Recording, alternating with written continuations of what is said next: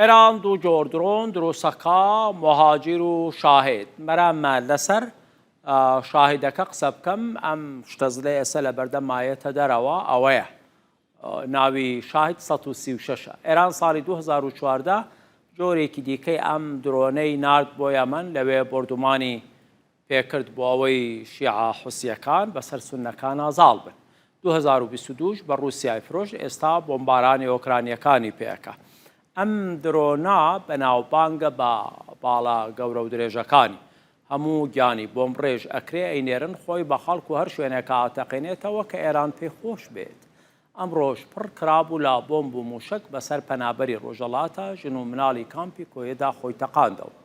درۆنی شاهید 136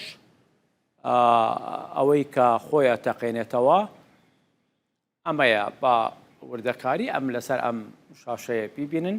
یعنی بە هەموو تەقەمەنی و موشک و بمبەکانە خۆی بۆ هەمووشتانەوە خۆی ئەتەقێنێتەوە ئەم درۆنە 3 مەترونی و درێژیەکەیەتی لە درێژیە 3 مەترونی و ئەبێت و ئەتوانێ 1800 کیلۆمەتر بڕوە یعنی کە پرۆگرامی ئەکەن ئەو مەسافە درێژە 1800 کیلۆمەتر ئەڕوا باڵی باڵەکانی 2 مەتر و ئەمەتانە درێژی باڵەکانی 2 مەتر و نیوە کێشەکەشی 200 کیلۆگرام